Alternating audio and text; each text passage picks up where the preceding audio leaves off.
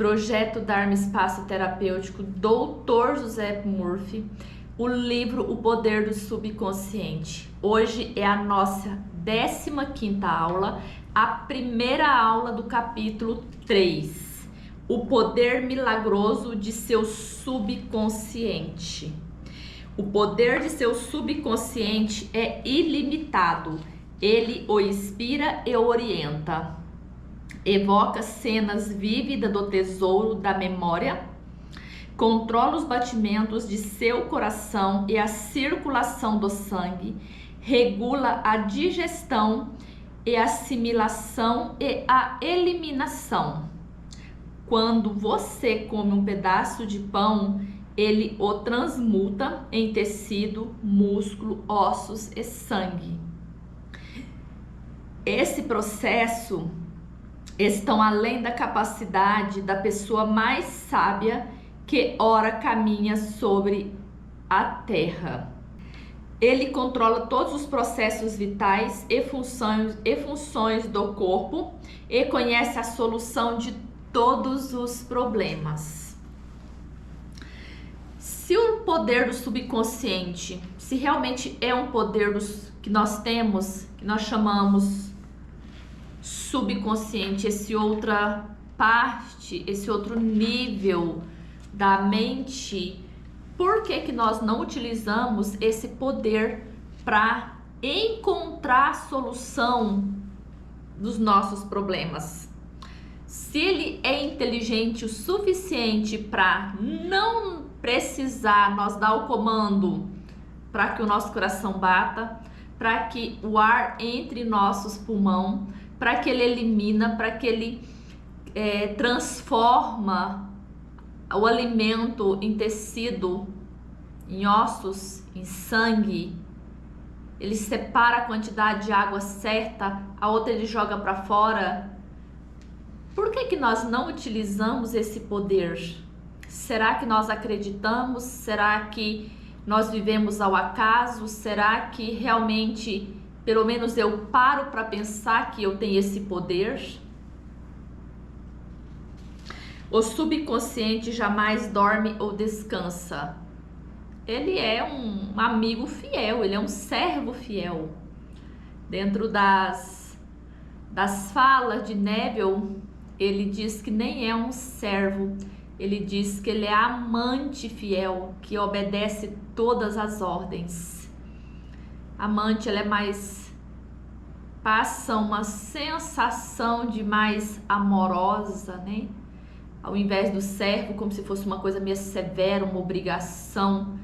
E ele diz que a amante, o servo, em comparação com a amante, ele obedece melhor, o subconsciente obedece melhor sendo tratado como um amante do que como um servo. Ele, falando amorosamente com ele, com o sentimento, ele obedece melhor. Mas o que nós entendemos aqui é que ele está 24 horas à nossa disposição, esperando um comando para que possa obedecer. Ele não dorme, ele não descansa, ele não faz julgamento, ele está apenas esperando, aguardando você dar as ordens. Está sempre em atividade. Você pode certificar-se desse poder milagroso simplesmente dizendo a ele, antes de dormir, que quer que uma certa coisa seja realizada. Não é só dizer, é a gente no mínimo conhecer um pouquinho como que ele funciona, porque se fosse assim, né, amados, era só dizer, eu quero ficar rica, eu quero todo o dinheiro que eu necessito. E amanhã você acordar com aquela ideia brilhante, não vou dizer nem que o balde de dinheiro, o pote de ouro, tudo que você quer esteja no pé da tua cama te aguardando, não é nem isso. É você falar realmente que você quer a solução de um problema e amanhã você acordar com uma ideia brilhante. Você tem que certificar se realmente você acredita naquilo. Creio que ele colocou dessa maneira porque nos 2 capítulos anteriores ele sugeriu exatamente como dizer como funciona essa mente. Por isso ele não abriu um parênteses aqui para explicar, porque ele já falou sobre isso. Ele vai ficar atônico ao descobrir que serão liberadas forças existentes em você que levarão ao resultado que deseja. Aqui nas entrelinhas ele disse isso, vai liberar força. Não é que o balde de dinheiro vai estar no pé da tua cama. Ele vai te fazer com que você busque inspiração, lugares, pessoas, para que você tenha aquela ideia. O que eu devo fazer para que essa solução seja solucionada? Ele é uma fonte de poder e sabedoria que o põe em contato direto com a onipotência. Este é o poder que move o mundo, guia os planetas em suas órbitas e faz com que o Sol brilhe. É o mesmo poder que faz uma estrela brilhar, que faz o movimento de todos os planetas, que faz a asa de uma borboleta bater, que faz um passarinho cantar, que faz um passarinho sair do ovo, criar força para voar. Esse mesmo poder, se a gente observar, esse poder ele é inteligente, ele é ativo, ele é inerente a todas as formas de vida. Quando eu estou dizendo formas de vida, vamos pegar o exemplo do passarinho que eu acabei de citar.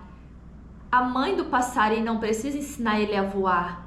Ele não precisa fazer um curso de aeronave, de pilotagem, para como colocar aquele corpo dele pesado no ar. Ele sabe, ele tem um instinto dentro dele que vem carregado com essa força, com essa inteligência. Assim como uma borboleta, uma lagarta, né? Um determinado período da vida dela, ela vai para um canto e fica ali paradinha esperando, né, a transformação dela se tornar uma borboleta. Ninguém precisa falar para ela, olha, você precisa, que você já está no tempo de fazer isso. Parece que o ser humano é o único que tem o ápice da inteligência divina e precisa estar sempre sendo orientado. Porque é como se nós tivéssemos sido castrado na nossa infância.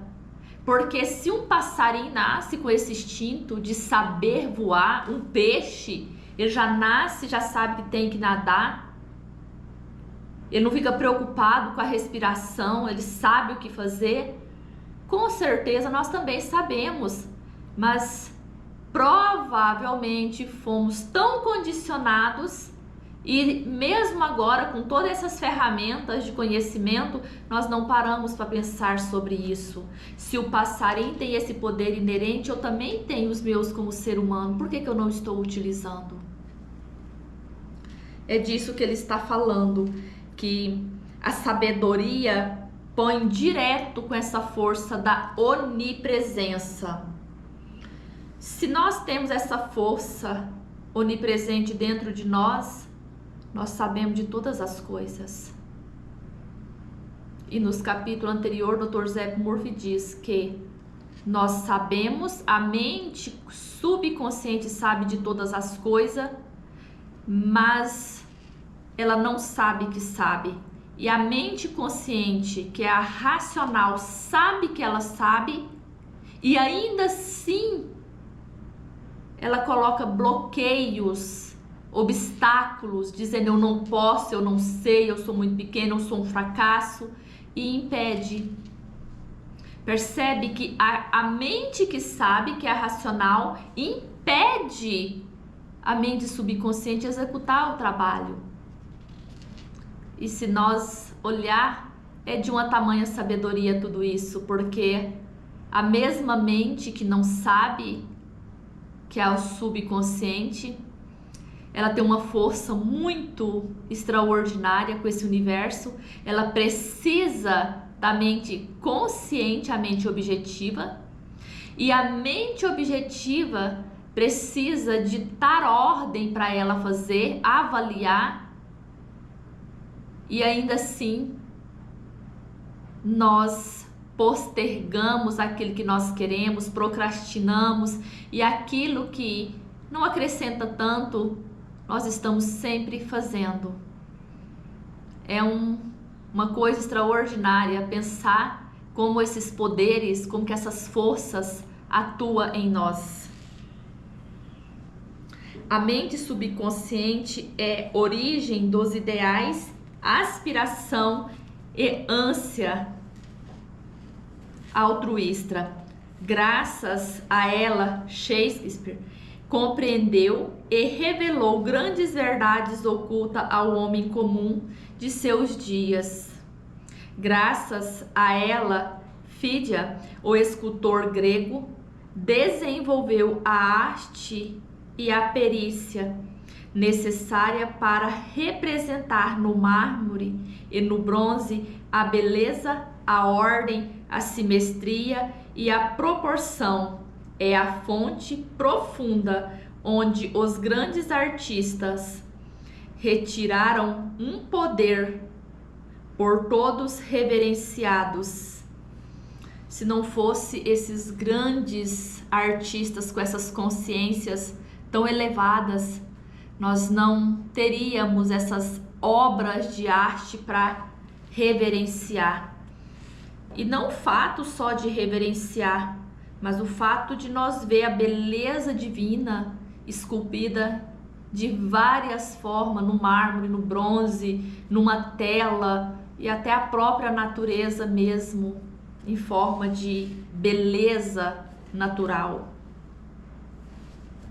É a fonte profunda aonde grandes artistas retiram seus poderes, por todos reverenciado, e que permitiu ao grande pintor italiano Rafael pintar suas Madonas, e ao grande músico alemão Beethoven compor suas sinfonias. Há alguns anos fui convidado a dar uma palestra na Yoga Forest University, na Índia. Durante minha estada, tive uma longa conversa com um cirurgião de Bombaim, que lá estava em visita. Por ele soube da história impressionante do Dr. James Starley, um cirurgião escocês, trabalhou em Bengali na década de 1840. Isso aconteceu antes que ele começasse a ser usado. Isso aconteceu antes de começarem a ser usado o éter e outros métodos modernos de anestesia química. Ainda assim, em 1843 e 1846, o Dr. Starley realizou cerca de 400 grandes operações cirúrgicas de todos os tipos, e incluíram elas amputação, remoção de tumores e metástases, e operações nos olhos, ouvido e garganta. Todas as operações foram realizadas apenas com anestesia mental. Os pacientes diziam que não sentia dores e nenhum deles faleceram durante a cirurgia. Lembrando que foram 400 grandes cirurgias, não foram uma cirurgia simples, que prova que a nossa mente tem um poder extraordinário, que já foi condicionado também a nós, que a anestesia, eu vou fazer uma anestesia aqui e não vai doer. Claro que tem os componentes químicos, óbvio, mas como ele era muito responsável, uma pessoa que tinha ali um certo respeito, isso acontecia de forma mais natural. Quando nós passamos a acreditar que uma pessoa é eficiente naquilo que ele faz e essa pessoa passa confiança para nós, isso fica mais fácil aceitar aquela sugestão. Quando uma pessoa não está passando segurança para nós não conhecemos, às vezes aquela sugestão que o Dr. José Moore falou nos capítulos anteriores como heterossugestão, a gente fica meio desconfiado, parece que aquilo não entra dentro da nossa mente subconsciente e faz morada lá. A gente, às vezes aquilo não passa muita segurança nem credibilidade. Igualmente, espantoso foi extremamente baixa a taxa de mortalidade dos pacientes de Starling nos pós-operatório. Isso aconteceu bem antes da anestesia. Isso aconteceu bem antes de cientistas ocidentais como Louis Pasteur, Joseph Lister descobrir a origem bacteriana das infecções. Ninguém sabia que as infecções pós-operatórias era devida a instrumentos não esterilizados e organismos virulentos. Não obstante, quando Starling sugeria a seus pacientes que se encontrassem em estado hipnótico, que nenhuma infecção ou condições sépticas se desenvolveriam, o subconsciente dos doentes responderia à sugestão e punha em ação o processo necessário para combater os perigos potencialmente letais das infecções. Ele está falando das como que era o procedimento que ele condicionava a mente dos pacientes antes da cirurgia, porque ele utilizava esse meio de condicionar, de anestesiar a mente, porque era a mente que ele anestesiava das pessoas, e também o pós-cirúrgico. Ele dizia que não tinha nenhum perigo, que ele sairia dali muito bem, recuperaria rapidamente, e as pessoas acreditam. Se você for ao médico e for uma pessoa respeitada, uma pessoa que tem uma certa respeitabilidade naquele local, naquela região, e uma pessoa passar, te indicar, dizer ele é bom, você vai com aquela segurança, aquela confiança, e às vezes essa pessoa veio de outro lugar, muito mal falado, às vezes cometeu um erro, às vezes aconteceu ali de uma pessoa entrar em óbito e espalhar aquela notícia, passar aquela insegurança para as pessoas, e ele vai para outro lugar, para outra cidade, e de repente outro estado, e aquela pessoa passa uma certa credibilidade e esses eventos passam a não acontecerem mais. Percebe que às vezes nós espalhamos uma notícia que nós precisamos ter muito cuidado, porque pode ter sido ali um erro, pode, porque nós somos seres humanos, nós vamos errar, mas pode ser também que é uma notícia falsa, pode ser que foi uma história que não foi bem contada, pode ser vários fatores que nós fomos condicionados por informações do lado de fora. Pode ser o contrário também, de uma pessoa, de um médico não ser tão eficiente e uma pessoa ter ali uma experiência fascinante e ela espalhar a notícia e você acreditar. E você ir e aquela situação, aquela cirurgia, aquele atendimento sair perfeitamente dentro do que você esperava. A nossa mente, ela responde à sugestão que é dada, seja por nós, seja por outra pessoa. Se você já for com medo, com insegurança, a sua mente vai confirmar isso do lado de fora. Nós já vamos para um hospital. Tô pegando o gancho, o exemplo de hospital, de doença, de médico, porque ele citou aqui um caso de um médico, de um cirurgião.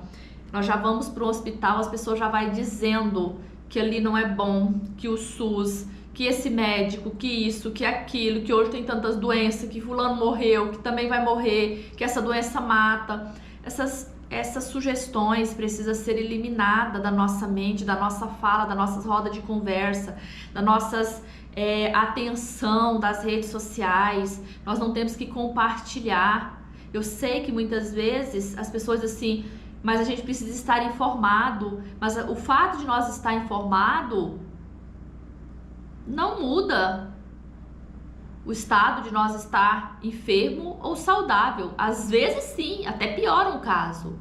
O medo faz com que você atrai aquilo, a sua mente confirma aquilo. Pense nisso. Há mais de um século, no outro lado do mundo, esse cirurgião escocês descobriu os poderes milagrosos da mente subconsciente. Essa constatação é suficiente para nos deixar boquiaberto, mas os poderes transcendentais que inspiraram o Dr. Starler, ele protegeram os pacientes do perigo mortal, podem ser seu também. Mas eu acredito, você acredita nesses poderes? Não vamos nem falar de um caso, de uma cirurgia, coisas corriqueiras do dia a dia, coisas mais simplórias para você ir treinando a sua mente. Você acredita que esses poderes podem ser seu? Eis a questão. A mente subconsciente pode conceder independência do tempo e do espaço, pode livrar de todas as dores e sofrimento, dar-lhe solução para todos os problemas, quaisquer que sejam. Há em você um poder e uma inteligência que transcende em muito o intelecto, levando-o a maravilhar-se com tudo isso. Essas experiências o farão rejubilar-se e acreditar nos poderes milagrosos da mente subconsciente. Esses poderes sempre existiram, essas forças latentes em nós é milenar. Jesus foi um dos grandes professores que nos ensinou que o poder está dentro de nós. Se nós tornarmos pessoas ousadas, esse poder vem ao nosso auxílio, mas basta uma situação, um problema começar a nos rodear, nós já começamos a desesperar e acreditar que querer livrar-se dele ao invés de aprender com ele. Para maravilhar-se desse aprendizado, nós precisamos passar por ele. E nós queremos o tempo todo livrar-se dessas situações. Então, quando passar por alguma experiência dessa, para um minuto e pensa, eu posso aproveitar disso daqui. Isso aqui pode me trazer força, sabedoria. Isso aqui pode me deixar mais forte, mais sábio. E não querer tirar aquilo como se fosse algo perigoso da sua vida. Página 59. O subconsciente é o livro de sua vida.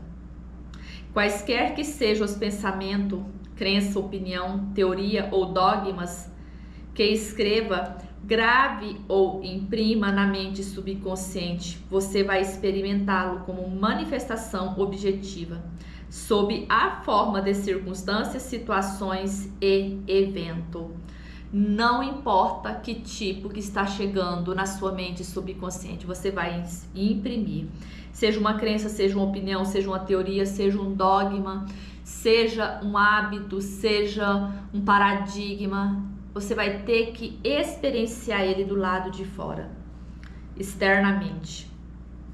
Sua vida tem dois lados, objetivo e subjetivo, visível e invisível, pensamento e manifestação. Tudo é dual. Lei de Hermes Trismegisto. Tudo é duplo. O pensamento é percebido como uma sequência de disparos neurais no córtex cerebral, que é o órgão usado da mente raciocinadora consciente.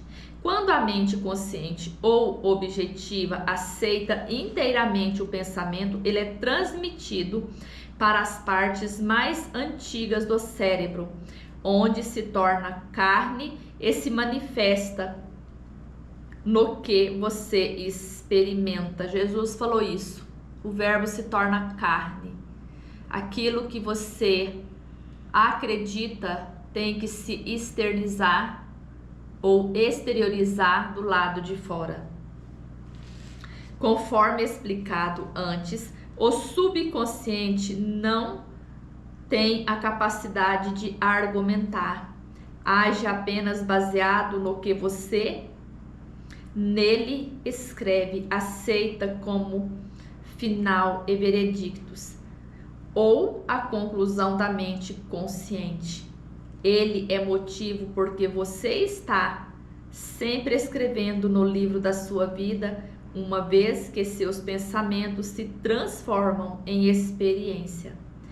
A esse respeito, escreveu o filósofo americano Ralph Waldo Emerson: o homem é aquilo que pensa o dia inteiro.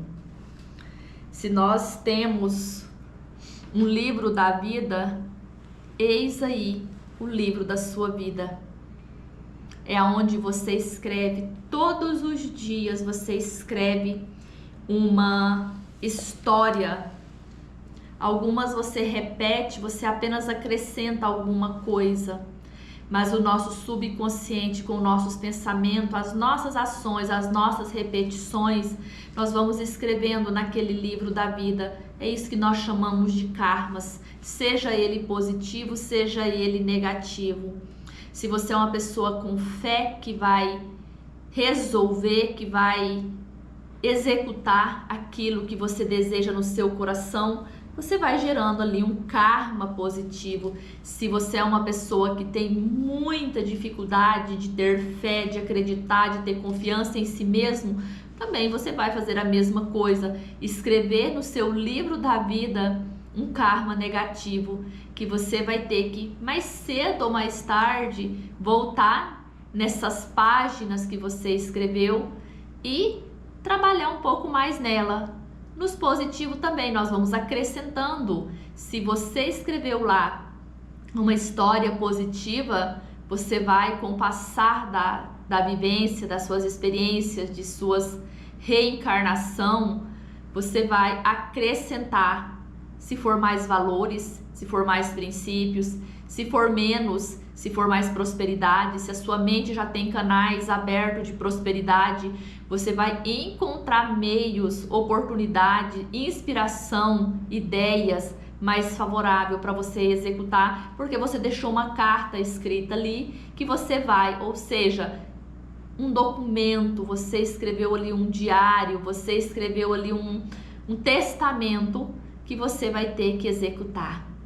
Essa é o poder da nossa mente subconsciente. Então, até a próxima aula.